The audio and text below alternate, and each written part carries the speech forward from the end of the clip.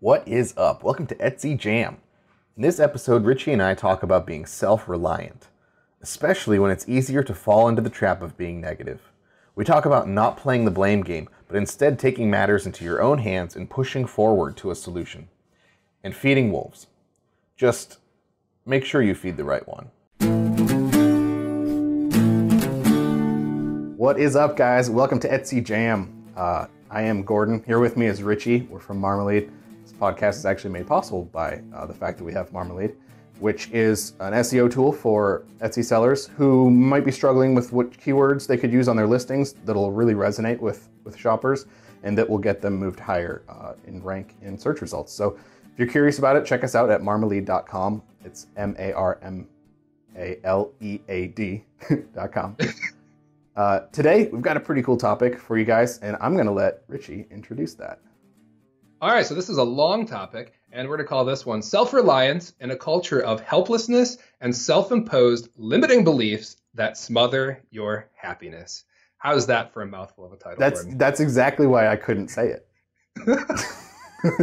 Let's break this down, right? Like, what are we really saying here with this? Let's take it chunk by chunk, because it kind of breaks into chunks, right?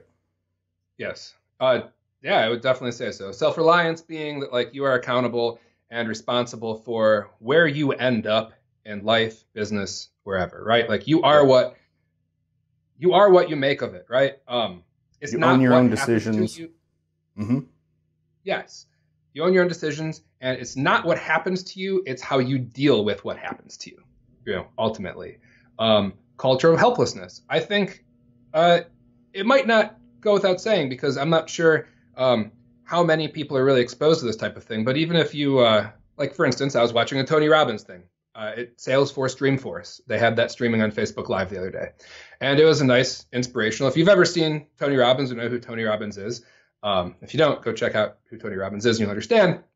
But he's not a motivational speaker. Like, that would not do him justice if you explain it that way. But he is somebody that's all about, like, busting through your limiting beliefs and understanding that your attitude is 80% of success, right? So that's where this limiting beliefs part, and that kind of, butts right up into the self-reliance part, right? So a lot of times it's a matter of what happens to us, right? Like, there are things that happen to us throughout the day, and that's what's holding us back, right? But it's not, right? That's not what's holding us back. They are challenges which you have to overcome. And way too many people do feel helpless, right, when these things happen. So that's why I call it a culture of helplessness, right? Because I'm sorry, the majority of people will feel that way. Yeah. Hopefully the listeners don't feel that way. But it's we've easy all to that feel way that sometime. way. It's easy to get in that frame of mind, right? When things are going a certain way, maybe they're going wrong, right? Especially when they're going wrong. But it's easy to not want to take the blame for that, and it's easy to fall into this trap of, oh, it's because of this thing, or oh, it's because of that thing, right? Like, Yes. and then not taking the time to reflect back on that and learn from it, right? That's kind of the big thing, I think, for me, is that when I'm doing that, when I'm blaming other things, I'm not, like, taking away lessons for myself to remind myself, like, to not do that again, right? Yes. Yeah, when I'm blaming other things, it means I'm not being resourceful enough. I am failing in being resourceful enough, because guess what? Life throughout history has been full of challenges. And every time, whether or not we're talking about, Google SEO or Etsy SEO or any market changes in general, the market is changing constantly. Technology is changing constantly. You don't have control over that. Yeah. But for everybody, for every, let's say 100 people that are saying, oh, well, Google changed their algorithm and now there's no point. Etsy changed their algorithm, now there's no point. Or they're just going to do it again, there's no point. For every 100, there's like one person out there who's like, all right, challenge let's accepted. figure this out. Yeah. Yeah, I'm going to What rise can I to the do challenge. now? Exactly. Get resourceful. Yep. Right? And go do that. And the reason I mentioned that one is I see way too often that, sellers are like, well, what's the point? Etsy's just going to change their algorithm again. Of course they're going to keep changing things. Everyone's going to keep changing things. Yeah. The market's going to keep changing things. Your buyers are going to change their appetite for things. Trends come in and out of fashion all the time. Absolutely. Like wallpaper, right? like when was the last time, you saw like a new construction house put up a bunch of this, old floral looking wallpaper? That's just not the style, or those little, I don't even know what they're called, but those little plastic circle yellowish type windows that they used to put in the houses in like the 60s and whatnot. No? No, I'm talking about? I don't. Okay. I know those little glass cube things that are like kind of like wavy looking, right? And they use them like bricks to build up a window. Okay, I know what you're talking about. The glass bricks. That's not what I'm thinking of. Those are kind of 80s. Yeah, a little bit. I think they're still used in basements, but I like you build like showers out of them back in the 80s. Yeah, there you go. We used to have one of those neon lights behind them and stuff. See, that'd be cool. Now I want those now. That's coming back. Bring it back. But yeah, things like wallpaper and wavy glass cubes and circle windows that are kind of yellow. Yeah. Things that come in and out of style all the time. Stuff's changing, right? If you're renovating your house, you kind of need to take that into account. You're not going to spend the time and money and all that stuff to renovate something like as it should have looked 20 years ago, right? You're going to want to consider what you like now, and you're going to want to try to think of, okay, what's trendy? What's coming up on the horizon? Because I want these changes that I'm making to last as long as possible and have a good impact on my house for as long as possible. Absolutely. And it's like that with everything. I mean, you want to talk about technology and how fast that changes? They say that technology gets disrupted at least every 6 months. Well, look at computers. That's a very short horizon to see not just the insides, but look at the outsides of computers, how they've changed. Let's say that, that famous first, personal computer Mac that Steve Jobs presented, right? That little, piece of all contained plastic with the little, screen here and everything, right? And now look at what they look like. I mean, of course, you have all sorts of variations. You have laptops now, and you have gaming computers that have all sorts of those neon lights and stuff like that. And people are making coffee tape, like putting their computers in coffee tables so you can see everything and neon lighting them. It's crazy. Funny story about that. So like way back in the day, this is like a long time ago, maybe like 15 years ago, right? Like when Radio Shack was still kind of around. My dad went to go to Radio Shack to buy like this $2 adapter because this was awesome. Radio Shack was fantastic for adapters. They had all the adapters you could ever want for anything. So he goes down to the store to buy like this $2 adapter, right? And of course the sales guy's there and he's trying to sell him on all this other stuff while he's in there. And also remember that this is back when you bought a computer, they really didn't have many colors. They were like just gray, pretty much beige and gray. And so he buys this $2 adapter at the countertop. And the sales clerk, being a good salesperson, asks my dad, do you need a new computer? And my dad's looking at him like, are you crazy? Like, I'm buying a $2 adapter here. I'm not going to drop like $2,000 on a new computer on a whim when I'm coming in here for this thing, this little cheap cable. And so he's like, I'll have some fun with the guy. So he says, oh yeah, what colors do you have? And the guy's like, what do you mean? We got one, like it's beige. Like that's the computer color. But now, like that's not a stupid question. Everything's colors. Like shortly after that, they came out with those iMacs. Remember those that had like the crazy like blue, red, orange color casings on them? Yeah. My dad likes to think it's because of what he said to the guy at Radio Shack, but I don't think so. But now everything, like cell phones, everything's personalized. Just something like that. And it's not that long ago that these things didn't exist like that. Things change so quickly. Yeah. Everything was going down this nice, normal path. And all of a sudden, they decided, hey, we're in a lot of trouble. Because Apple, actually, when they came out with that, was in a lot of trouble. They got a loan from Microsoft. Their huge competitor, which was like really surprising at that time. Not that they were a competitor, but that they got a big loan from them. And then they went and completely changed. They're like, personal computing. What can we do different? Let's throw neon colors on it, right? Now, when these took off, did the rest of the companies I don't think Dell existed back then, but who would exist back then? Like NEC and stuff like that? Probably. Compaq, maybe. Compaq, there we go. Did these guys, were they like, oh, crap. Gateway? Oh, man, remember Gateway? The cow boxes. I mean, these other competitors weren't all of a sudden like, oh man, they introduced colors. All right, after this, they're probably going to introduce something else new and cool too. Let's just pack up shop and quit. That's it. We give up. I mean, arguably, some of them maybe should have because they didn't keep up and they didn't keep going, and some of them are gone, right? Like Compaq is gone. I think they got bought up by HP some time ago and got absorbed. but Yeah. still, right? Like, yeah, if you don't want to keep up, then maybe you should pack up and quit. But that doesn't change the fact that you're responsible for your own destiny, right? Like what Yeah. your actions will shape your future. Yeah. They didn't have control over the fact that Apple did that and released that and changed the way people might buy computers if they're interested in buying orange encased monitor dome thing. But but they do have control over how they receive that and how they move forward in light of that new knowledge about the market and new knowledge about how people are shopping differently for computers. Absolutely. Yeah, so you can learn from a competitor like that too. They can be like, wow, they took a big gamble because, well, at that point they didn't have a lot to lose. I guess they had everything to lose, but they were already doing poorly. And they're like, hey, boom, colors. Like, just trust me, do colors. Boom, market receives it. Well, these other guys can be like, holy crap. Like, we definitely didn't see that coming. We didn't think that the market would care about that, but they did. Yeah. Now let's read between the lines here. Why'd that work? Oh, Yeah. because they want to have a little bit extra flair in their home office or their personal computer. They think it's cool. It's less drudgery than the corporate environment they're used to. So they buy this, and it's like very personal. Oh, maybe we could do other things that make it a more personable experience instead of the cold office worker sale, where you're not even dealing with an office worker at that point. You're dealing with a purchasing department that's like, give me the most boring computer you have because it's got to go with the desk.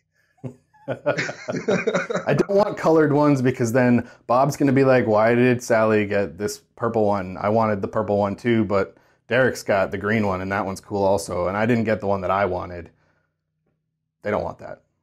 Oh my gosh. I didn't even think about that. Could you imagine the experience of trying to coordinate these different color purchases with, like, if you're the person in charge of this and you're like taking orders, like, all right, so which one did you want? I want the purple one. No, not that, not the violet purple. I want the great purple. I'd just buy a bunch of Krylon, and then when they're like, I want orange, I'd be like, shake, shake, shake, here we go. You got orange now. Perfect. You, my friend, are a problem solver. Look at that. Boom. That's resourceful right there. I'll buy a cheap can of spray paint and I will change it. Look, my computer's a chameleon. It keeps changing colors. That's right. All I have to do is wait for the paint to dry, and it can change colors again. Yeah, and we'll do it like right at close of business, so it can kind of air out overnight, so they don't lose too many brain cells because the aerosol paint. But good news is the accounting's done. Bad news is nothing matches. We've gotten really creative in the last couple of months. I don't know what it is, but everyone's coming up with really creative ideas. I like it.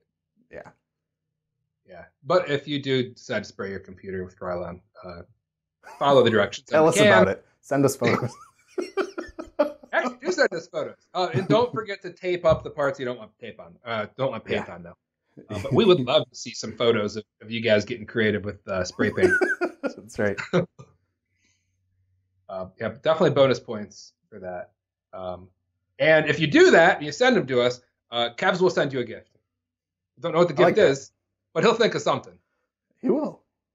Yeah. So success at Marmalead. Send us photos. Share them like on social media and stuff like that too. Yeah. And we'll send you some sort of gift. It'll be great. Maybe like a stencil you could use to spray paint the side of your case. Really cool stencil. That sounds like a great idea. Yeah. I love that. Yeah. So if you send us a picture of you doing this, then we'll send you a cool stencil that you can put on top of whatever you spray paint it. I like it. I like it. That's a good one. There you go. You know what we could do? We could even get like a vinyl cutout of something that they could like stick on it too. We could probably do that. That'd be cool. Go to a makerspace. I still have yet to use the vinyl cutter, so makerspace with a vinyl cutter and cut out a little special decal of some sort. I don't even know what, but I don't know either. I don't know. Come up with something. Yeah, we don't have to come up with it right now. But I like it. All right. So I guess now that we've outlined and probably beat to death the actual issue, right, that we're talking about. Let's talk about how you as an Etsy shop can help people help you, right? Yeah. And not come off as a stuck and kind of break through some of those barriers and show that you're being resourceful so that people can help you most effectively. Because that's kind of part of it too, right? Yeah. Like, I'm not saying you're on your own. That's not at all what I'm saying. I'm saying is don't feel stuck, first of all, because if you come at a problem as I'm just completely stuck, it's really, really hard for someone else to help you still, right? Yeah. It's really hard to get someone unstuck when they are coming at you with a mentality of being super stuck. So continue being resourceful, continue being positive, and there's a couple other steps that we have as well. One of those things is to help someone help you effectively. One of the things that I personally struggle with when I'm trying to help people, I need to know what you've tried. I need to know what directions you've already come at the problem with, what you've already tested, what you've already done, because I don't want to take the time to suggest doing something that you've already tried. Yeah. Right. So it's kind of like when you're calling your internet service provider because your internet's not working, and they're like, okay, find the modem and unplug it from the wall, and then wait and plug it back in. It's like, yeah, I did that. That was like the first thing I did, because every time I call you guys, that's what you tell me to do, right? Let them know you already did that. Save that 5 minutes of time that you're like, oh, all right, let me get up there. Yes, absolutely. So it helps if you narrow things down to a specific thing you're trying to solve. Like, here's the problem. Okay, so here, boom, my internet's not working. Okay, cool. Here's what I've tried. I've tried unplugging it. I've tried plugging it back in. I've made sure that all the connections are tight. I've checked this and that. I've looked at the little flashing lights, and these are the lights that are on there and stuff. And if you give them, kind of like if you go to the doctor, right? Yeah. And maybe we'll use that as an example. You go to the doctor and you're like, doctor, I just don't feel well. And they can't do anything with that, right? I just don't feel well. Okay. How long's that been going on? I don't know. A long time. Okay. What doesn't feel well? This I don't area. know. I just don't feel well. Everything is wrong, right? It's not going to help. But if you come in and you're like, all right, yesterday I started getting this really bad ache in my ear. It's not a sharp pain. It's a really dull pain. I can't really hear out of it that well either, right? Like, if I snap my fingers, like, it sounds really muffled. I don't know what's going on. It hurts, da-da-da. Like, now all of a sudden they've isolated it to, like, this area. Okay, we'll take a look and see what's going on. Have you tried this? Did you clean it? Did you take one of those Q-tips and put it too far in your ear? Like, is that what? Yeah, I did. Was that bad? Yeah, it's bad, right? Well, then you get to the problem. You understand what's going on. Now with your shop, right? So again, problem. What am I trying to do? I'm getting a lot of views. I'm not getting a lot of sales. Okay, cool. What have you tried? Have you tried your pictures? And it's usually best not to make a whole bunch of changes all at once, because if you think about the scientific method, right, you want to control and you want to test, right? This A/B testing kind of deal, which I realize is really hard with listings, because you can't just be like, all right, randomly this traffic's going here, this one's going here type stuff. But if you change little things at once, you can figure out kind of like, is this helping? Is this not helping? So what have you tried? Well, I've tried my pictures. I've tried changing those. Okay, cool. Did that do anything? No. It didn't increase my conversions at all. I'm getting the same number of views. I'm not getting any more sales. Okay, cool. What about your descriptions? Like, are you explaining anything differently? Are you trying that? No, I didn't. Okay, cool. Then we can start narrowing something like that down, right? But otherwise, it's like, okay, I'm getting a lot of views, not a lot of sales. Okay, well, I have to look at everything and figure out what you have and haven't tried. And everything is a lot. Like, we're talking policies, we're talking titles, we're talking pictures, we're talking descriptions, we're talking, and when I say policies, I don't just mean, like, I mean like the policies, they're like the disclaimer type stuff that, most people probably don't even know, shopper-wise don't know exists. But we're talking about like your about page, we're talking about your shipping times, like everything, right? Yeah. Unless you've really like focused on some of this, like, hey, have you talked to any of your customers about this stuff, right? Is anybody that bought from you, have you been like, hey, so how was everything? Like, what made you choose me over someone else, right? Like that's a good one. And maybe if you're like, hey, I need to talk to more customers, do you have any suggestions? Like, I've tried this message, I've tried this or that, and I'm not getting a very good response there. Well, again, that's something where someone can help you more, because we see that you've already done these steps and we can add to it. The other thing I really like when I'm helping people, and I've perceived the same thing when I ask people for help. If I come to someone and say, This is the problem. These are the things I've tried. I've been working really hard at it. And I have like maybe these other 3 ideas that I can come to them with and say, so I'm thinking one of these is the path to go down next, but I'm not really sure because the other things I did didn't work. One of these 3, what do you think I should do? Yeah. And maybe there's a 4th or 5th option that I didn't think of. But if you present people with that type of stuff, it's so much easier and more effective for them to help you. Yeah, that'll take you a long way, I think. Whenever people are showing effort, that's a big part of it. Because if someone is putting the time into wanting to help somebody else with something, or they're putting effort into that, and they genuinely want to help that person, no matter who it is, if it's us or if it's some other support or somebody else on Etsy who's doing shop critiques or something like that, they're putting the time in to help people with things. And so when somebody comes to them showing that they've put in a whole lot of effort, someone's going to be a lot more likely to be more giving with their effort and their energy because they're seeing, look at how much this person really wants this and how much energy they're really putting behind that. It's not like they're just taking the time to type a question, hit send. Correct. Yeah, there's nothing that someone that's helping out like this, dislikes more than taking the time to help somebody. They didn't put any effort into it. And then when you put a lot of effort into helping them, they don't actually follow through with it. Because that's kind of the thing too. If someone doesn't put in the effort up front to help themselves, chances are when you help them, and keep this in mind when other people ask you for help, right? Yeah.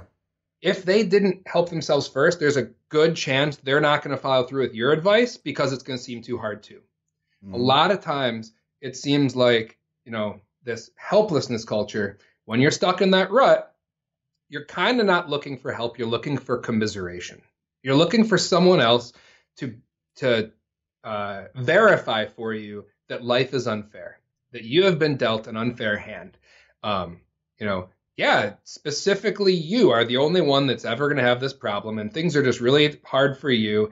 And I feel bad for you. I can't help you, but I feel bad for you, right? Like that's because otherwise sometimes you give someone like, okay, just do these things. And it's like, and they're like, nah, no point. It's not going to work. Which is tough. I listen to a lot of different podcasts and read a lot of different stuff from people that are big in helping and advising people.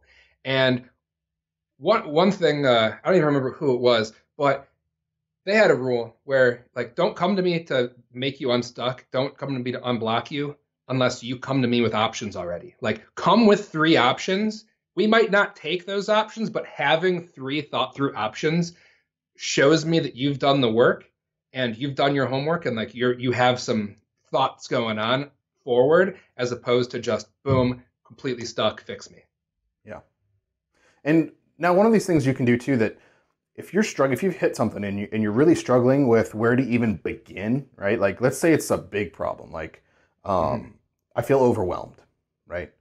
That could be many things, but that's an issue. All right. The first thing you're going to have to do is break that down and figure out how to chunk that up into something that is a bit more manageable. And actually, there's an app that's called Unstuck that I was playing with a while ago. And it kind of helps you through this. So it'll ask you like, okay, what can I help you with, right? And it starts with really big things like I'm feeling overwhelmed. I'm not feeling happy right now. I'm not feeling appreciated, whatever, stuff like that. And then as you pick these high level pictures, it starts to break things up and kind of help you figure out what specifically the issue might be. And then it attempts to try to like coach you through these things. So if you're into that kind of thing, I mean, try that out, right?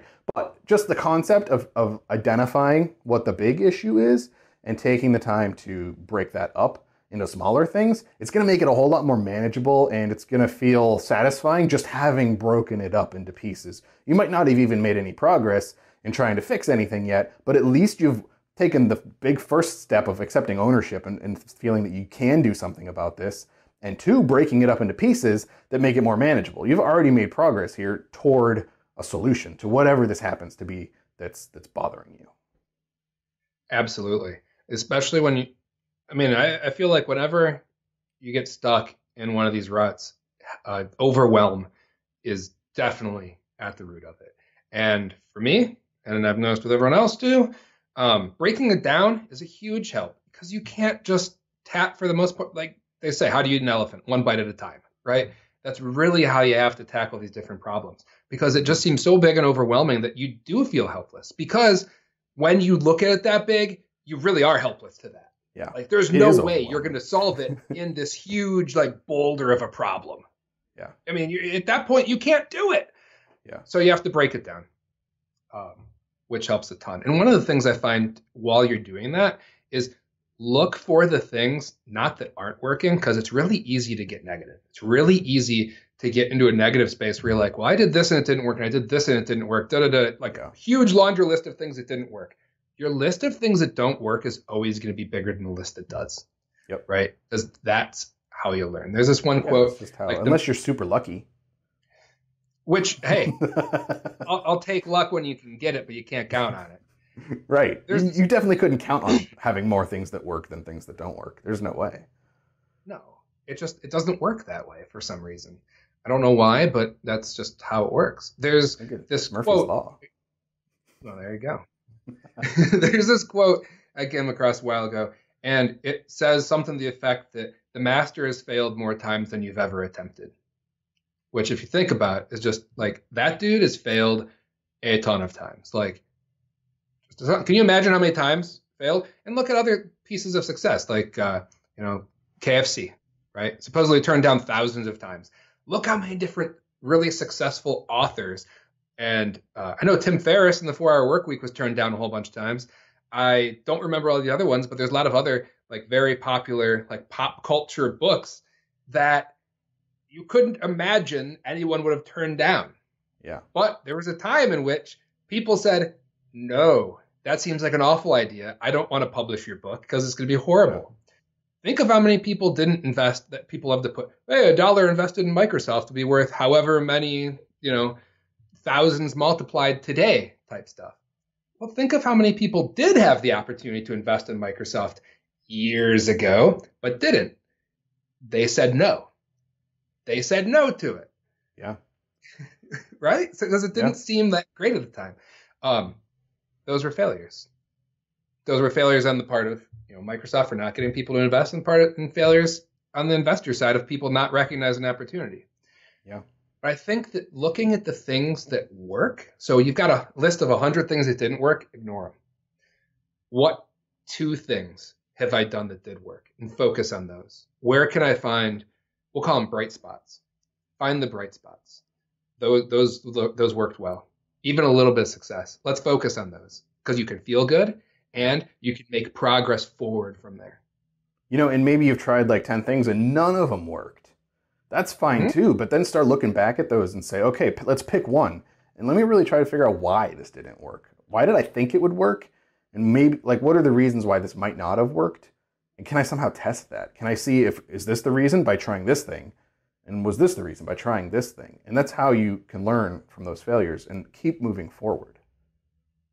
There's also typically a lot of ifs with that type of stuff too, right? Well, this would have worked if.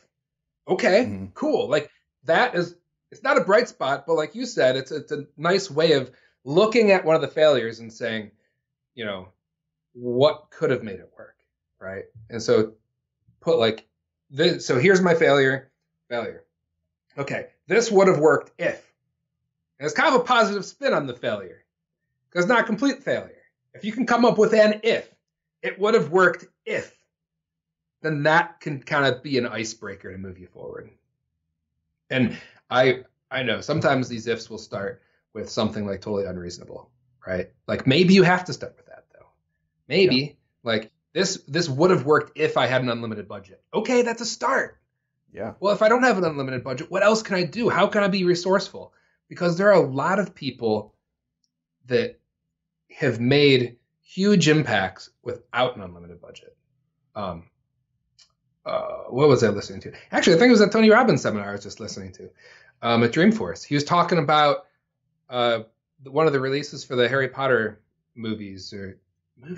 I don't remember which one it was, but anyways, a new Harry Potter something or other was coming out, and somebody that was in charge of marketing it for wherever decided not to use any ad budget at all. Instead, what they did, because there's this huge cult following, they set up a time with X number and like a certain time and it was like midnight at this, be here at this link, or this call, and if you're late, you miss it completely. Like, you're out of the loop. But for you select blogs that have like some huge reach and cult following, like these blogs that are about the stories, right? And people are all listening to these guys. So the person who's in charge of marketing it reaches out to those blogs and says, hey, be here at this specific time. If you're even a minute late, you're going to miss the whole thing, like uninvited. So these like 10 or so blogs, whatever, that have all this influence show up. They get to hear the new plot, the new whatever, right? All the new stuff, and get the first dibs on it.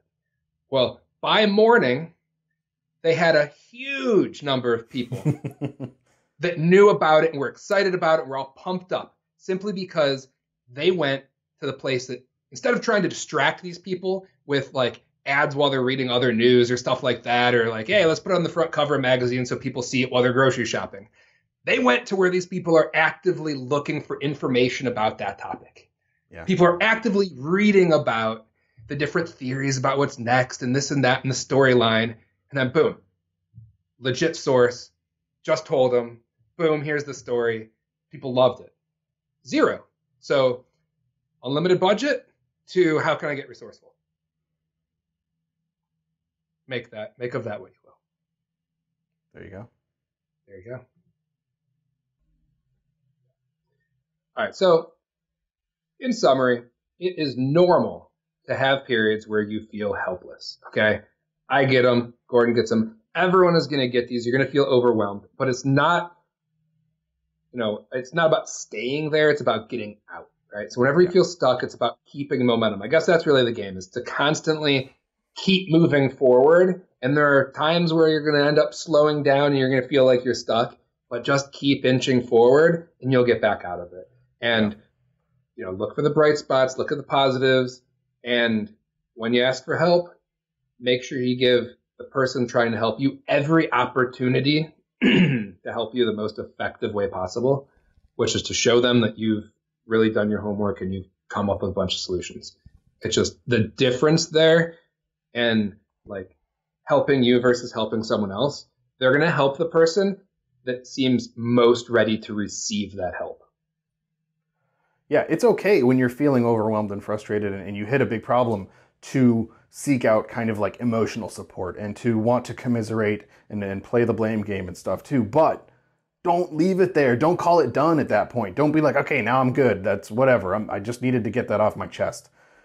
Take the next steps like Richie's just outlined there for you. Follow through with that. Don't end at solving the emotional issues of how you're feeling right then. Keep pushing forward. Otherwise, you're just going to keep feeling that way. Absolutely. Negativity is toxic. Know that. It's a vicious cycle. Negativity is toxic.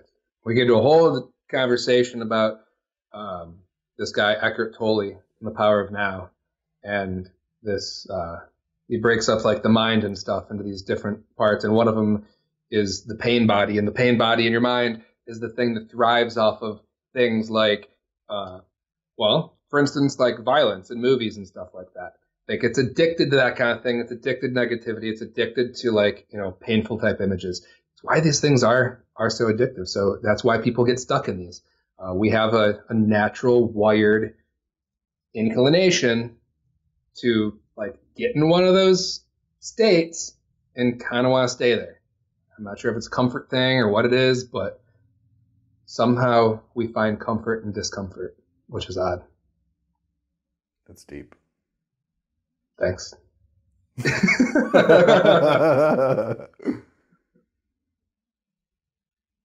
So you're saying I should maybe like put a bunch of uncomfortable stuff in my Snuggie? Like broken glass? Or like the hard-edged Velcro? Not the soft kind of Velcro, but the hard side of the Velcro? The pain body would love that, but that's not where you should be. Oh, okay. Yeah. You don't want the pain body. You don't want to feed the pain body. You want to starve the pain body. Got it. Okay. Well, I'll leave my Snuggie as is then. Okay. It's kind of what Seth Godin calls the lizard brain, right? It's that part of your brain that's the survival part, the one that's always like, hey, that's not going to work. Hey, don't do that. It's scary. Hey, you're going to do that. You're going to be embarrassed. You're going to get hurt. Right? it's sort of similar to that, right? And his solution again is to not ignore it. Well, sort of ignore it, but consciously ignore it. Don't pretend it doesn't exist, but don't feed it. Yeah. You and you feed it by listening to it. Absolutely. You feed it by listening to it. So what he says is, yep, I acknowledge it. It's here. I see you, but I'm going to ignore you. I'm going to actively defy you. You say, hey, don't do that. It's scary. And I say, yeah, that's right. And I'm going to do it. So, I'm going to put colors on these computers. That's right. Lizard brain said, don't do it. Lizard brain said, this is the stupidest thing I've ever heard. Who wants a colored computer? People buy computers for work. This reminds me of a Native American parable that I don't remember verbatim, but I remember the gist of. And it's basically the story of a boy talking to his grandfather, and there are two wolves inside of us, and the one is like a good and caring wolf, and the other one is like a violent, destructive, and angry wolf. And the story kind of goes on, and at the end, the boy's like, well, Grandpa, which wolf wins? Which one survives? And the grandpa said, the one you feed. Ah, I like that. Right? So that's good. Whatever emotions and feelings you acknowledge and lean into are the ones that are going to perpetuate. You're going to keep seeing those. So if you keep feeding negativity in your life, that's all you're going to get, because that's the one you feed. Don't feed that wolf. Don't feed that wolf. I mean, unless your compassionate wolf is feeling really bad that the negative wolf's going to starve, and then you're like, I should feed this guy. That happens at the end of every movie, and then the negative angry wolf eats the good wolf. No! And then the pain body loves that. Pain body loves it. Like, yeah. And then you don't get to pick which wolf you feed, because there's only one left, and he gets all the food. See how it's a vicious cycle? That's tough. That's a tough cycle. If you feed the wolf more, he becomes stronger than the other wolf. Okay. Yeah. So, feed the wolf you want to keep. I like that. Yeah. If you feed it, it'll never leave. Maybe we should call this episode Feed the Wolf. Not a bad idea. Because I don't think that other string would fit in the title space that I can have. You don't want it to be like 3 lines? I don't think it would fit, man. I think I'm limited to a certain number of characters.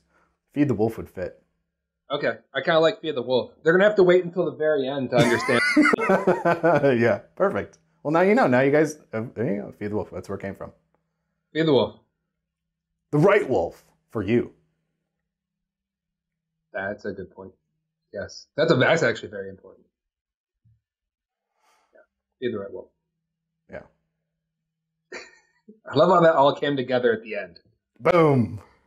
Just kind of fell like off a waterfall into a pool of water that's together at the bottom of a waterfall. Actually, what was this? It was one of the interviews from 4-Hour Chef, Tim Ferriss. And he was talking to Neil Strauss, who's an author of, I don't even remember what, but he's an author of several best-selling books, maybe like 7 or so. And one of the things they both talked about is how they don't write the introduction to their books. I've heard that. Until they're done with the book. Yeah. Because they don't want the introduction to lead the rest of the book. They don't want to come to a conclusion right at the beginning and then everything else follow it. Yeah. And actually, if you're a writer, that's probably a pretty easy way to start your book, not feeling like, because the introduction that's the first thing the reader's going to read, right? That's kind of daunting to just put pen to paper and start there. So starting with chapter 1 or whatever actually might be easier. Right? And then where it takes you, you can write about in the introduction, kind of properly summarize it. Instead of trying to okay, well, I wrote this, now I've got to make that true with all the rest of the chapters. Yeah, now I got to back it up. Oh, I wish I didn't say that in the intro. I don't know how I'm going to rationalize that. Right? Clearly, I can't remove it. It's in there. Right? I already wrote it, so I've got this bias that I've already done it. I'm super attached to it. And now he's like, no, it's staying.